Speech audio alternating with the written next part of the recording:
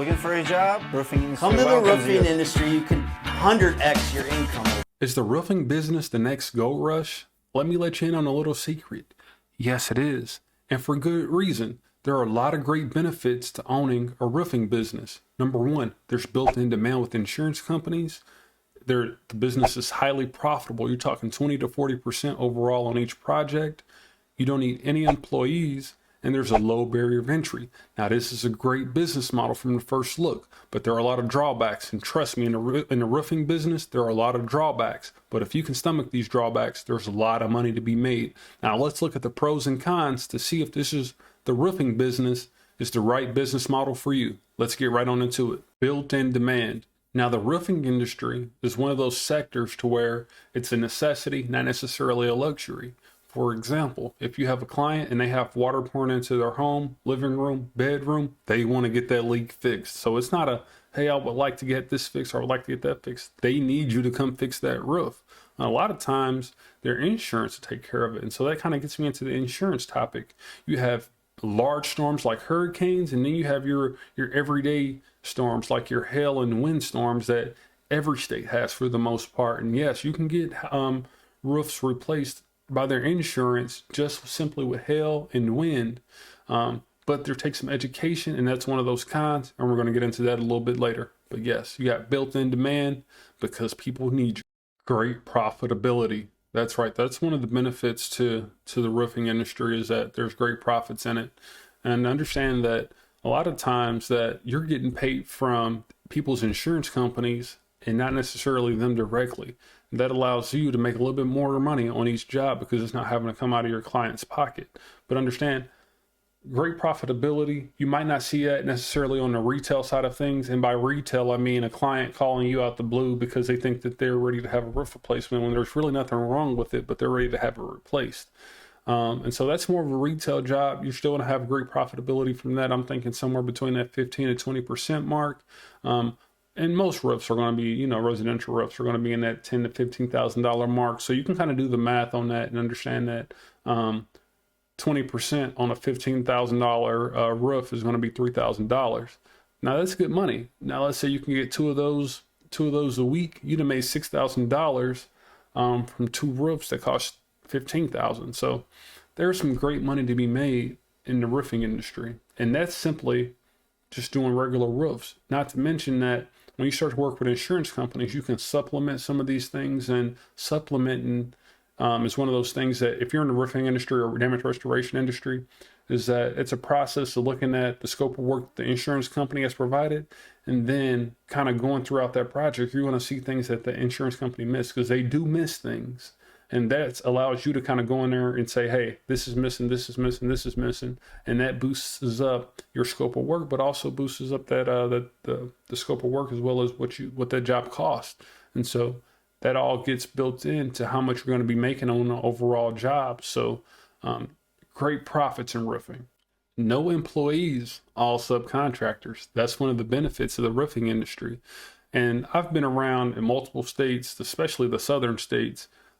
What you'll come to understand if you've been out in this industry a while is that most roofing contractors, or most people that actually install the roofs, I'm talking about the people that actually get up there and install the shingles and remove the shingles, they are like nomads. They'll work for anybody who has a check for them. So, and it's pretty easy to find these subcontractors to install your roofs. Most of the times it's just driving around and saying, hey, they're putting up their roof. Hey, what's your number? That's a great way to find a roofing contractor. Just a little gem here that I'm dropping.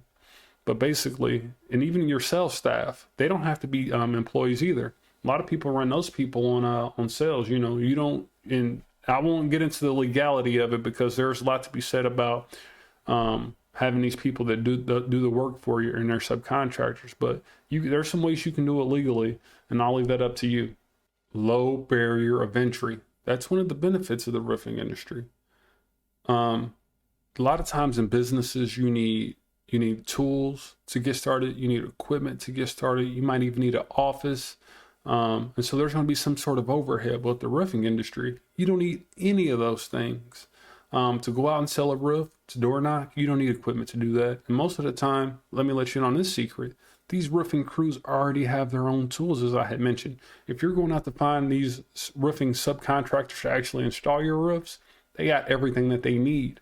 But there's like even the contractors that are doing that using subs, they're adding value to their projects, and so they're putting up tarps, they're doing other things. So you just can't like leave your subcontractors to their own devices by any means. I'm not promoting that at all. You still have to have some business acumen and make sure your jobs are ran safely and correctly to provide a great quality service for your clients.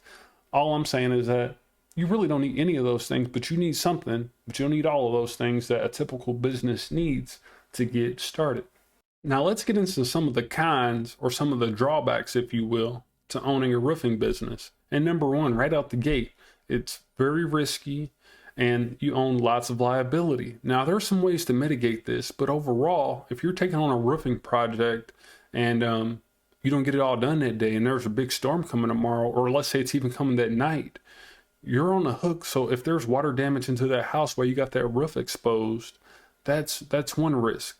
You got risk of people falling off the roof. That's everyday risk. Do you have the proper steps in place to make sure that your subcontractors don't get hurt on the job? You know what I mean? Anytime that you're contracting work, there are going to be risks. So let me let you understand this right out the gate. This is not a get quick rich scheme. So you have to understand your risk in these type of businesses in order to be successful. So understand your risk and then mitigate those risks. And then ultimately, and here's another way to mitigate those risks. If you're a roofing contractor and you're hiring roofing crews to actually install your work, you need to make sure that those crews have liability insurance, and you need to make sure they have other things as well. But that's one good way to mitigate your risk. And that's not the only way. You still need to be working hand in hand with those contractors to make sure they're doing work safely. But that's one great way to kind of help mitigate those risks. Here is something that a lot of people don't talk about in the roofing industry. There's a lot of competition. Everybody and their mother has started a roofing business, and I kid you not, everybody's starting a roofing business, and there's a good reason why. But there's still money to be made. Don't get me wrong, but you're going to be spinning your wheels because everybody knows somebody that can put up a roof for them nowadays, and especially when you see these storms coming through these cities, there's a million contractors descended upon Louisiana to help fix those roofs. They're called storm chasers. Now you also got the local storm chasers. Let's say the local city out in 10 miles away has a tornado storm. You're going to have lots of contractors descending upon that area trying to help those people. So there's still money to be made, especially when you have hailstorms and you got windstorms coming through your city. There's going to be lots of competition going out to these neighborhoods and door knocking. So you got to be fast on your feet, and you got to know what you got. You got to know what you're doing, but don't let that stop you. There's when you go to the Kroger, you see a million loaves of bread from different companies, but they're still making money, and so you can still find your way and find a niche in this roofing industry. But you got to understand there's a lot of competition. Most of the roof work is seasonal, especially in a lot of the northern states. Like for instance, I live in Indiana. Our roofing season is probably going to be March to, and really you can be March to December as of recently. So you're going to have about 3 to 4 months that you're not working. And so, but a lot of times you can make enough money in those 8 months to survive the 4 months. And, maybe you can take a vacation if you made enough money in those 8 months to be off. You know what I mean? And a lot of times roofing contractors actually kind of switch their business model in those winter years. They might snow plow, they might shovel snow, salt sidewalks. They do a number of things to kind of keep themselves, making money in that off season. But overall, roofing work can very much be seasonal, depending on the weather and other things that may have you. So that's something to be to understand when you're getting into this industry, that you need to save up for the winter time and when you need to hibernate. For instance, Indianapolis got 8 inches of snow in January. Roofers, I've seen one of my Facebook friends who's a roofer, he was roofing last month. He's not doing that this month. So they got these different types of products that you can install in the winter time. But just understand your work could be seasonal.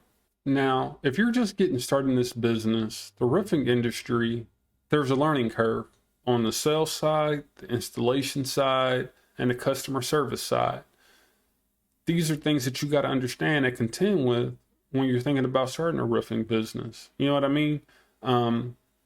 as far as sales wise, do you already know how to door knock? Do you know how to go out and get clients? There are some people running Facebook ads, Google ads. There are people door knocking, especially when you got storms. Let's say neighborhood got hit.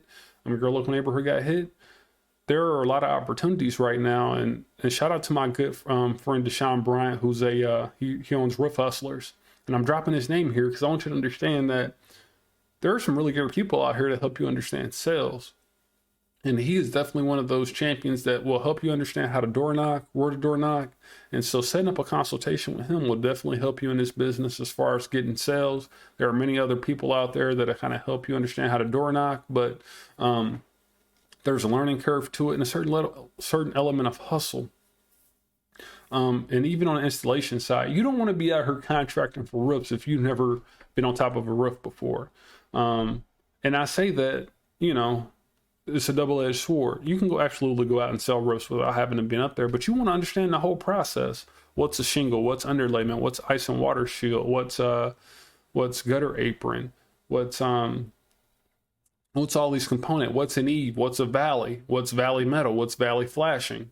What's flashing for a chimney look like? Who are going to do this stuff? So these are things that you want to be familiar with and understand, so that if you ever hire a subcontracting crew, you can talk the language with them. Because if you don't know nothing, they're going to treat you like you don't know nothing. They're going to charge you like you don't know nothing. So you want to understand what these things are, how long it takes, what it looks like, when you need it, when you don't. And absolutely, you want to get good roofing crews is going to help educate you, but you want to have a certain level of savvy getting into this business before you just start contracting. So there's absolute learning curve on how to handle these clients, and even the insurance process in itself is a tremendous learning curve. And anyone that's in this business will tell you, especially insurance roofing contractors, they'll tell you right out the gate, they're probably learning new things about insurance companies each and every day. So your learning curve won't stop once you know the basics. It's going to be a continual learning process. But the best thing about it is you're going to get paid to learn, putting up new risks for clients. And yeah,